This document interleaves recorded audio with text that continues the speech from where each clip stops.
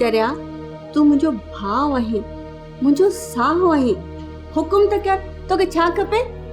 अदी मूंखे नौकरियाणी खपे। नौकरियाणी सुठी आहे, ख़राब न आहे। केर सदोरी? हा सदोरी। न मुंहिंजा भाउ, उनजी शादी थी रही आहे, हाणे हू असांजे घर कोन ईंदी। अदी नौकरियाणी मुंहिंजी ज़ाल आहे, मुंहिंजी शादी न करा। न मुंहिंजा भाउ, हुन तोखे कूड़ियूं पटियूं पढ़ायूं हुयूं, हुनजी शादी थी रही आहे, हू तुंहिंजी ज़ाल कोन्हे। मां पंहिंजे भाउ खे लाॾे कोॾे परणाईंदसि। अदी पक थी सदोरी मुंहिंजी ज़ाल न आहे? हा मुंहिंजा जानी भाउ, मूंखे पक आहे, हू तुंहिंजी ज़ाल न आहे, तूं कुंवारो आहीं। अदी अदी अदी है तो कहिड़ी नाजायज़ी कई आहे? आखिर तूं चाही छा थी? छो छा थियो आहे? अब ओझ थी न ॾेखार। भेण न पर ॾाइण ई ॾाइण। ज़बान संभाले ॻाल्हाए सालार, इज़त एहतराम सां ॻाल्हाए। इहो न विसार त मां तुंहिंजी वॾी भेण आहियां। तो जहिड़ी भेण खां खट खाली भली आहे। तूं भेण न भला ई भला जेका पंहिंजा बचा खाईंदी आहे। अदाब अदी भली आहे। नादिर हिन जेको असां सां ज़ुल्म कयो आहे न, इहा तोखे ख़बर न आहे।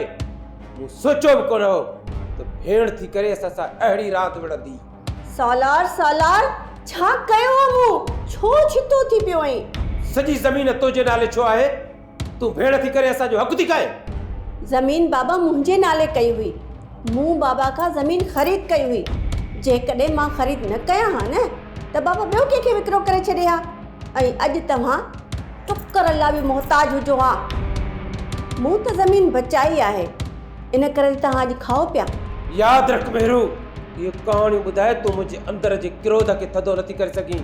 मां तोखे ज़मीन आसानी सां फबाइण कोन ॾींदुसि। ज़मीन मूं फबाई न आहे, मूं बचाई आहे ज़मीन। अॼु ॾींहं ताईं 3 वेलनि खां सवाइ मूं तव्हां खां कुझु घुरियो आहे? को हिसाब वरितो आहे तव्हां खां? मां तोखे ॾिसी रहंदुसि, चङी तरह सां ॾिसी रहंदो आहे।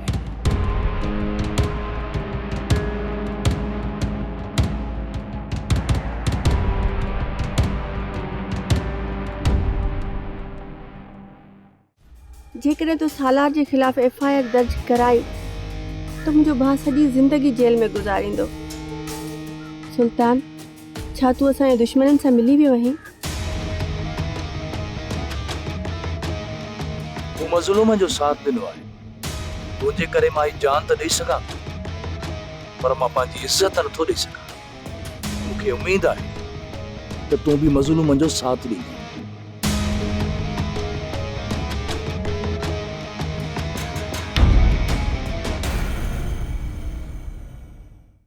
सोप सीरियल सिंध जाई तमाम एपिसोड्स ॾिसो हाणे HD क्वालिटीअ में। विज़िट करियो असांजो YouTube channel Sindh TV HD drama. Subscribe कयो असांजो official YouTube channel Sindh TV HD drama ऐं वधीक अपडेट लाइ बेल आइकन खे क्लिक करियो।